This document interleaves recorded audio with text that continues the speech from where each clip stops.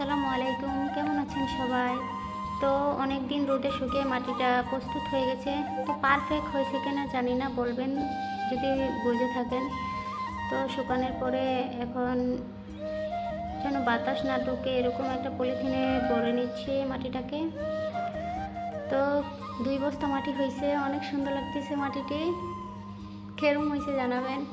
তো দেখি এখন ছোটো একটা প্লেট বানাবো। একটা ফ্রিজের 4 কাপের নিচের ইয়াটার শেপ দিয়ে নিচ্ছি। তো আরেকটা কড়াই বানাবো, এটাও রুটিটা বেলে একটা ছোট বাটির মধ্যে শেপ দিয়ে নিচ্ছি। বাটিটার মধ্যে ভালো করে কড়াইয়ের শেপটা দিচ্ছি। তারপরে এটার মধ্যে হাতল লাগাই দিয়েছি। তো কীরকম হইতেছে জানি না, পারফেক্ট হয় কি না। তো নতুন বানাইতেছি, একটু তো আঁকা বাঁকা হবেই, পারফেক্ট তো আর হবে না। তো আস্তে আস্তে সব ঠিক হয়ে যাবে।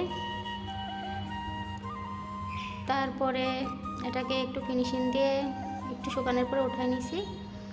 কীরকম হয়েছে, আরও আরও একটু হবে। তারপরে এটা প্লেটটা একটু কাজ করেছি, ডিজাইন করেছি। কীরকম হয়েছে জানাবেন, ফুলগুলো সুন্দর হয়েছে কিনা। তো এই আর কি, 2টা বানাইছি, ইনশাল্লাহ আরও বানাবো। 2 বস্তা মাটি আছে। তো থাকেন। আসসালামু আলাইকুম।